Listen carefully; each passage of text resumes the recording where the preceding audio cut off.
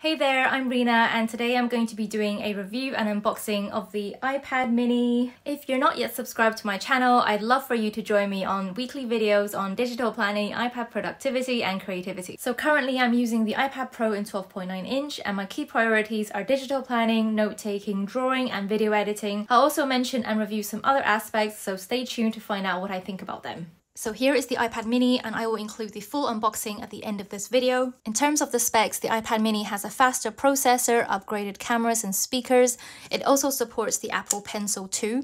There is no headphone jack and it doesn't support the Magic Keyboard, but it does have Bluetooth, so you can just use a non-Apple alternative. For size comparison, this is a standard A5 notebook and here is the size of the iPad mini. In terms of the appearance, I chose the pink color, but as you can see, it is very barely pink. I would describe this as more of a silver pink. I do like the thin and sleek design, and the bevel corners are very aesthetically pleasing. One of my favorite apps on the iPad is Goodnotes. This is a PDF annotation and note-taking app. You can rest your palm down on the screen and use the Apple Pencil to write on it. So I mainly use Goodnotes for digital planning, and this is my digital planner. A digital planner has tabs and buttons that allow you to jump quickly to a page, and you can just use this in the same way as a paper planner, except you write on it with the Apple Pencil, and you can also add photos and stickers to it. So coming from the iPad Pro 12.9, I was worried about the size of the screen and whether this would be large enough for digital planning. As I used it, I was pleasantly surprised by how functional it is. It is basically just a mini version of my iPad Pro planner with all of the same functionality in Goodnotes. It's just not as comfortable and the experience is not as pleasant on the small screen. At a glance, it's not as easy to see what's on the page, but you can just zoom in to get a closer look. I found it slightly more difficult to zoom in whilst in edit mode, and writing with the Apple Pencil also was not as comfortable as on my iPad Pro, especially when my palm was resting off the edge of the screen. One thing I've noticed in Goodnotes portrait mode, because of the narrower screen, some of the top toolbar is hidden, so if you're going to be taking notes or digital planning, then using the iPad mini, it is better to use it in landscape mode. So whilst I still prefer digital planning on a larger screen, I think that if all you're after is taking some quick notes, the iPad mini is a great choice because it is lightweight and you can easily carry this in your bag. One of my favorite apps on the iPad is Procreate. This is a drawing app where you draw with your Apple Pencil. Coming from the iPad Pro 12.9, I had some reservations about whether the iPad mini screen would be large enough for drawing. However, after making a quick Halloween doodle,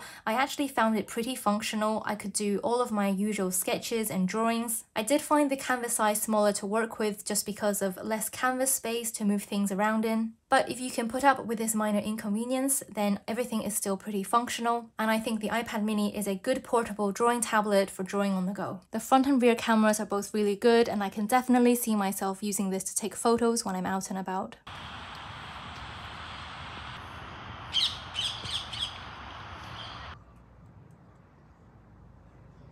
Next, I'm going to cover reading and I'm going to use the Kindle app.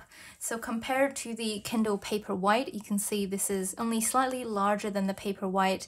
And in terms of the weight, I would say it's about the same. And this is very comfortable to hold. So I can imagine this would be great for reading in bed or reading on the go. And in settings, you can also change this to dark mode, which the Paperwhite doesn't have. So I think the iPad mini is a perfect companion if you like to read a lot. Next, I'm going to talk about video editing, and one of my favorite apps is called InShot, and I tried this out yesterday for editing one of my Instagram videos and I was pleasantly surprised. Up until now, I've been using the iPhone, and using the iPad mini just completely changed the experience for me. It's so much easier to grab the handles and to pinch and zoom on the iPad mini compared to the iPhone, and due to the lightweight of this device, you can hold this in one hand and edit with the other hand, and it is really comfortable to hold this for long periods of time. As for playing games, I don't play that many games on my iPad, but here is a comparison to the 2DS, which is meant to be a portable game device. And I did notice that after 20 minutes or so, the back of the iPad mini got pretty hot. But aside from that, I did find it very comfortable for playing games. As for battery life, the iPad mini is supposed to have 10 hours worth of battery life. I haven't used it for the full 10 hours non-stop, but I have been using it on and off throughout the day, and I think the battery life is pretty decent. The iPad mini is perfect for watching YouTube and Netflix. The screen is in high resolution, the speakers fill the room, and the screen size is bigger than the iPhone, and if you're going to be watching this on the sofa or in bed, it is really comfortable to hold due to the lightweight. For size, I chose the 64GB version, and after taking some photos and videos during the day, I'm now receiving this "your disk is almost full" message. So if you have a choice, I definitely think that going for the larger size is going to be a benefit. Next, I'm testing the iPad mini using OneNote in my OneNote digital planner. The same OneNote planner is synced across 2 different devices, and this is the 2017 iPad Pro, and you can see that when I tap on the tabs down the side, I think the load speed is pretty similar. So in closing, I think the iPad mini is a great portable device that has all the same functionality as its larger cousins. Whether you should get an iPad mini depends on what you will be using it for. I'm mostly a homebody these days, so I still prefer to do all my digital planning and drawing on my larger iPad Pro. But if I wanted a portable solution, then I definitely would recommend the iPad mini.